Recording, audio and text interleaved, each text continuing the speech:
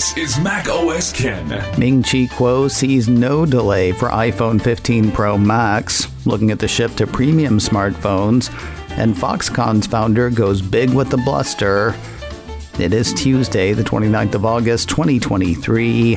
I'm Ken Ray, and this is news from Mac OS Ken, brought to you by yours truly and supported by people like you, patrons through Patreon. Find out more and add your support at patreon.com/MacOSKen. As if in response to stated supply chain concerns, a note from TF International analyst Ming-Chi Kuo that may calm some the flip down.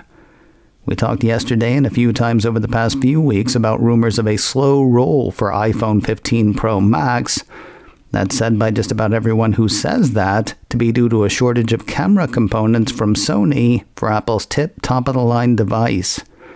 While Ming-Chi Kuo does not say that there will be no component shortage, he does say that widespread worry over an iPhone 15 Pro Max delay is unfounded.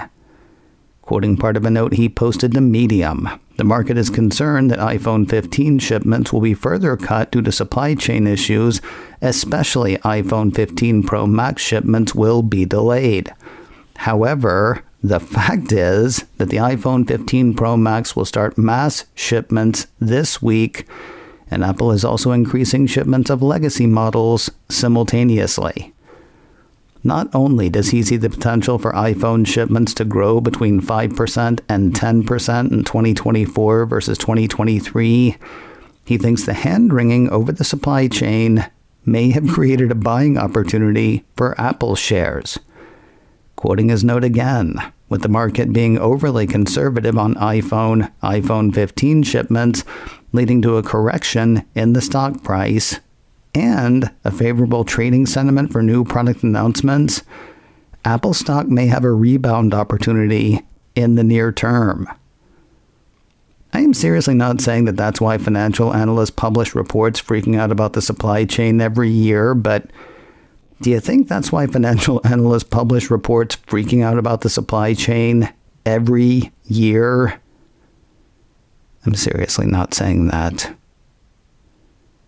As much as I appreciate his insight, it's hard not to be a tiny bit annoyed with Ming-Chi Kuo today. That's because he's going to make me say two words I hadn't planned to say for between 6 to 9 months. iPhone 16. I said earlier today that a number of Apple watching analysts are worried about a shortage of camera components from Sony for iPhone 15 Pro Max. Those specific components are the device's anticipated Periscope lenses. According to a piece from Mac Rumors, a Periscope lens offers optical zoom capabilities not otherwise possible in a smartphone camera, allowing for 5 or even 10x optical zoom. Rumors say that will only be an iPhone 15 Pro Max feature. That brings up a second Medium post from the TF International analyst. According to that, iPhone 15 Pro Max will account for 35 to 40% of iPhone 15 series shipments. That gives Apple's most expensive phone the highest share of build, according to him. He also sees iPhone 15 Pro Max shipments growing 10 to 20% in the second half of 2024 versus shipments for the iPhone 14 Pro Max in the second half of this year. Making so many of the 15 Pro Max means Apple is optimistic about the selling point of the Periscope, according to the analyst. So what does any of that have to do with iPhone 16? Ming-Chi Kuo says the shipment of iPhone Periscope lenses is expected to increase by 70% this time next year.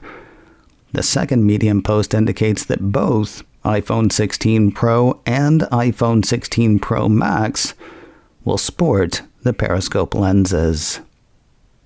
The Pro side of the iPhone 14 line seems to have owned shipments for the first half of the year.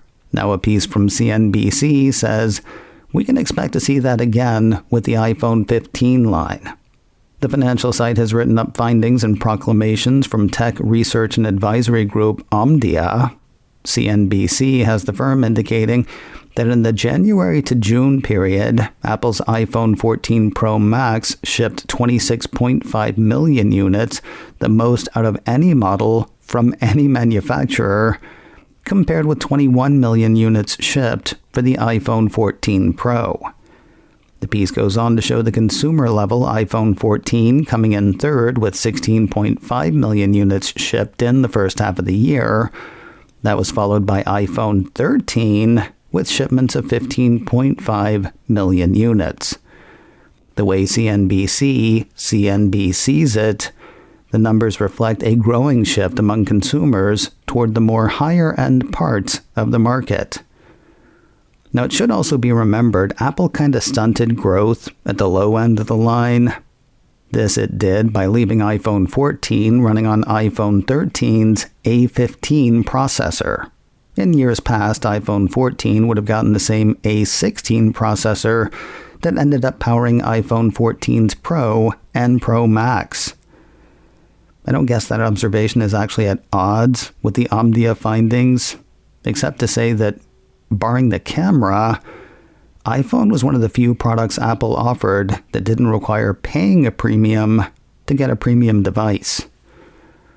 Anyway, Omdia says you can expect the flow to the high end to continue. As CNBC puts it, consumers are holding onto their devices for longer and waiting it out until they reach a certain point in their lives at which they feel they need a replacement for their phones, usually when it breaks. The thinking seems to be, when it's time to spend, people are spending bigger since they anticipate holding onto those phones for longer. That said, there's also a possible haves, have-nots thing going on, isn't there? If you'll allow my input, it could be as much about who wants to spend more as who can spend anything.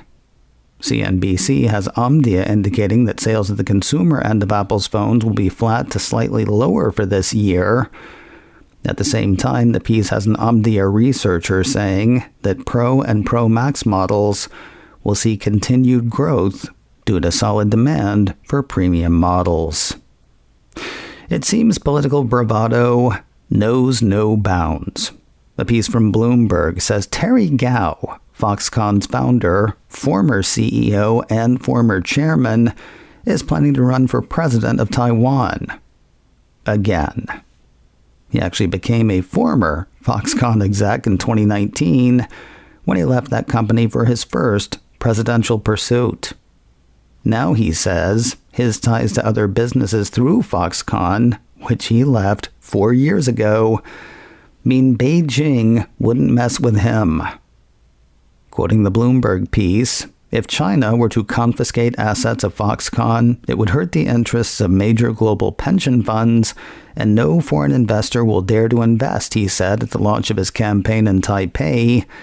He also name-checked key customers, including Apple, Tesla, Amazon, and Nvidia, saying any halt to production due to political pressure would disrupt supply chains, something China would need to explain to the world.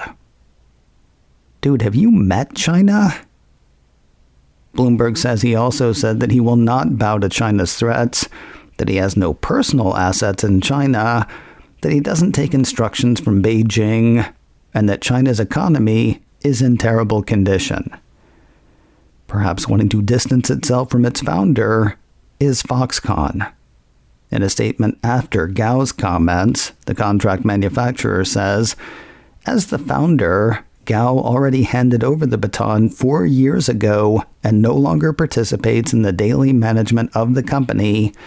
It can be said that it is a very good example of succession for a global company, and the company in the future will build on the foundation established by the founder to bring the business to the next level. See, that sounds like somebody who's met China. I'm not big on product rumors. Witness the fact that today may have been the first time I have said the term Periscope lenses on macOS Ken.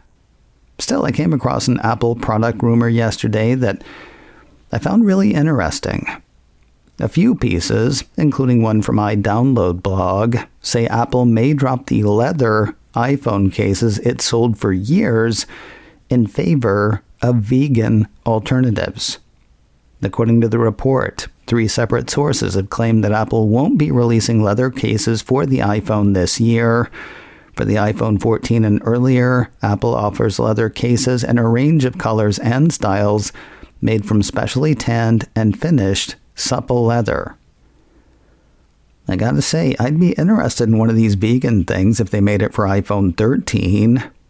I'm not vegan or even vegetarian, but I've never been a leather phone case guy, and my less than 2-year-old Apple silicone case that's only on my phone about 2/3 of the time is seriously falling apart.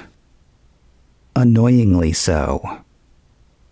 Also, assuming it happens, iDownload blog says the move away from leather will tie into Apple's commitment to preserving the environment and leaving the world a better place. So yeah, okay, that too. And finally today, I'm going to tell you about a thing you can buy, but I don't know.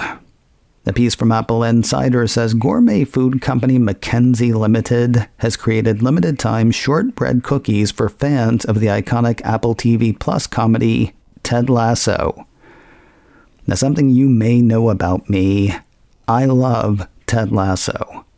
Something you may not know about me, I love shortbread cookies. We've actually made them for the past few years around Christmas for a school fundraiser, though more than a few never actually made it to the school. The ones we make sell for $3 for $1, and we make a wild profit for the school. I'm not a great mathematician, but I think that means if you plunk down $30 for our cookies, you get 90 biscuits. If you plunk down $30 for Mackenzie's Ted Lasso shortbread, you get 10. 10. According to Apple Insider, Mackenzie Limited describes the cookies as a touch salty, a touch sweet, and always buttery and rich. Kind of like the shortbread you could make at home for way less than $30. And of course, the ones from Mackenzie come in a cute little pink box, just like the box Ted used to bring to Rebecca on the show. They're also just like the ones you could get at a craft store for way less than $30. In fairness, Mackenzie is paying for the licensing, a cost that they are recouping and then some with each box. Anyway, they're available for pre-order now. They're expected to ship early next month. Enjoy your shortbread, however you happen to come by it. macOS Ken, brought to you by me, and supported by people like you. You people. It keeps happening. I'm really grateful. Seriously. Anyway, supported by people like you, patrons through Patreon. Find out more and add your support at patreon.com/macOSCan. Advertising handled by Backbeat Media. Online at backbeatmedia.com. You can reach me a couple of ways. Info at macosken.com or call 716-780-4080. Until next time, that is news from macOS Ken. I'm Ken Ray.